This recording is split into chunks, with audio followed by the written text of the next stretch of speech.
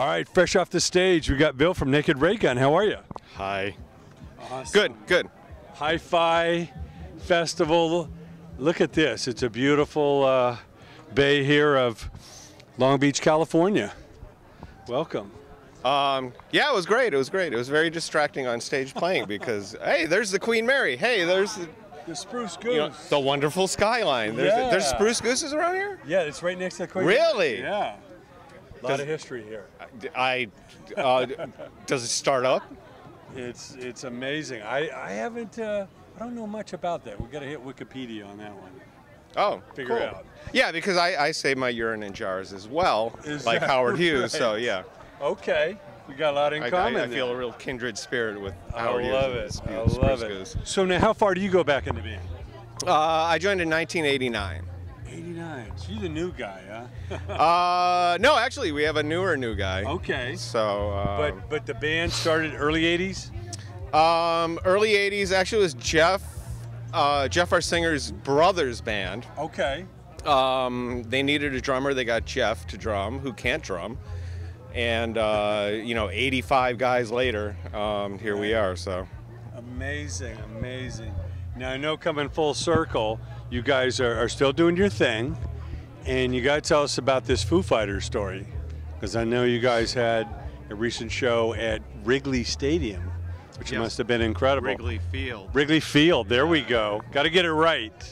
The Chi-Town fans, they'll hang us. They'll hang us. Yeah, I heard AC/DC just played there, and the baseball team is still complaining about it.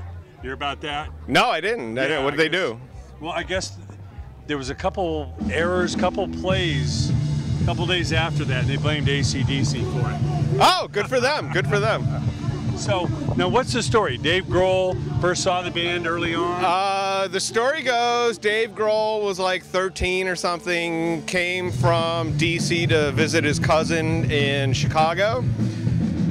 She was a punk rocker, brought him to a show, which was Naked Raygun, and the rest is Dave Grohl history. Amazing stuff. So now, how did this all come about, where he reached out to you guys to open up for them at that Wrigley show? Well, originally they had that documentary called Sonic Highways. Yeah. Touched on his Chicago history in that? Yeah, part of the Chicago segment was Naked Raygun, and they did a show at the club that he saw Naked Raygun play way back when. The club is still there? It's still there, yeah. Actually, it's right across the street from Wrigley Field. Okay. And they did an interview with Jeff, and just because he's such a nice guy, he asked us to, they were going to play Wrigley Field, and they asked us to play with them. So, of course, we said, yes, we would like to do that. With Cheap Trick, which was... I know, I see that. Foo Fighters, Cheap Trick, and Naked Raygun. I mean, that had to be a day to remember. I mean, talk about the feeling of going out there, because I'm sure you've seen many a baseball game and, you know, just history around that field. What was it like to step out and be a part of that day? It was pretty surreal. A little hard to take in, but, you know, show's a show. Once you start playing, you got to do the set. So, well, unlike the clubs where you can see the front row, I'm sure there was quite a barrier, and felt a little probably like you were performing in a different area. Yeah. A little disjointed. Well, we've been doing a lot of festivals lately for some reason. Clubs are. Do the Riot Fest? Not this year. We did Riot Fest last year. We've been doing Riot Fest in Denver, a bunch of other stuff, but yeah, club shows. So you're used to the barrier, but again, a stadium show, that had to be something, especially in the unique facility that is. That's got to be historic for the Chicago fans. Yeah, sure. Probably not that. Well, I'm not gonna lie, it was a lot more full when Foo Fighters came on than it was when we came on, but you know, nonetheless. Yeah. But any special interaction with the band during the day? They come in and visit you guys? They were all really nice, cool guys. Dave Grohl, what a sweetheart. We had played a couple nights before with them in Indianapolis. Oh, wow. And Guess what they have on their buffet line? Surf and turf. Actual lobster tail and carved tenderloin. We usually have, you know, fillet of fish and Big Macs, but... Sure. Now, you can certainly get used to that, but you got to say, for all the fame, all that Dave's been through, he's pretty well grounded. Yeah, sure. Yeah, a nice guy. Yeah. What can you learn from that? Because we all know a bunch of people in the industry that are just complete a-holes, and they get full of themselves and somehow think they're above us. I can't learn anything because I'm such a nice guy. You were already there. That, you know, I couldn't be any nicer. Okay. You want a hug? Yeah, so like looking in a mirror. Yeah, no, it was nice to see someone. He had his daughters on tour with him. It was just nice to see. You know, we all have kids. We have jobs. Yeah. You know, this is. You know, we do this when we can. I love him. Yeah, and it was nice to see. You know, he's obviously doing the same thing, except he's huge. Right. But yeah, there was no rock star trip. The rest of the guys, Pat Smear and the other guys, are just really nice and grounded. Well, they're here in Southern California now. They just did a couple Forum and the Honda Center shows. I think they're in San Diego tonight, so you guys will be pretty close to them tomorrow when you're down there. I don't know if they're still in the area, but they're here. Well, maybe we'll get some karmic, you know, buzz off of them. Might have a special guest on stage tomorrow night. There you go. There you go. Now, how about Cheap Trick? Because again, another band been doing this since the 70s, and again, you know, underrated to a lot, but for those in the know, another legendary band from the Chicago area, Rockford, whatever, it's near Chicago. Talk about the legacy of being able to share the bill with a band like Cheap Trick.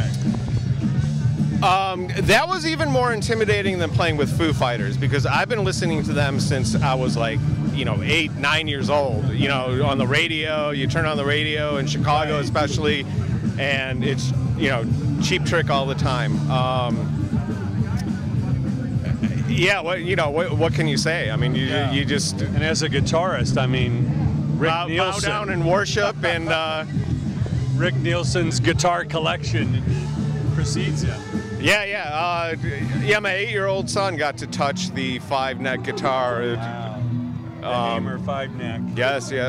Amazing.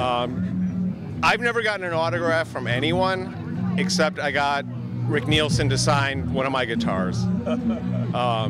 That's how in awe I am of Rick Nielsen. So. You know, again, humble guys. For all they've been through, they're out there doing their thing, and they don't flinch at opening for somebody or whatever it takes these days. But again, great legacy. Yeah, absolutely. Now, you guys, any new music? What can we expect? We've been in the studio. We are getting an album together, probably sometime mid-2016. Yeah, it should be great. And all you've seen through the business, what advice do you give to those young bands? Because I know the business is constantly changing, but just as far as the mindset, the attitude it takes to not only be in a band, but to find your own unique style and hang in there long enough to find an audience. What advice do you give to them? Do what you want. You know, don't compromise your sound. Don't try to play down to anyone or follow anyone's advice. Yeah. You know, and if people are into it, they'll be into it. If not, so what? You know, do it for the love of it. I can play in front of 5 people. I can play in front of 5,000 people. It doesn't make a difference. You know. Yeah. And stay as independent as you can, especially now with you know, the internet, everything digital and online, and YouTube, and you don't need record companies, you don't need all these people putting their hands in your pocket and, you know, getting all up in your business. So yeah, I think it's very exciting that young bands now can go out and really do everything on their own. I'm jealous. That whole DIY thing back in the early 80s is come around full circle, and there's enough tools out there to get out there and do it for the love of it, find your audience, and see where it grows. Yeah, absolutely. I mean, DIY used to be, you know, making your own shitty flyers and making your own shirts with like house paint and t-shirts, but now it's like very more sophisticated. So you know, take advantage of it. Well, thank you so much for joining us. It's our pleasure. Naked Raygun bless us here at the Hi-Fi. Looks like we got Street Dogs on and Dead Kennedy's about to happen. Thanks again. All right, anytime.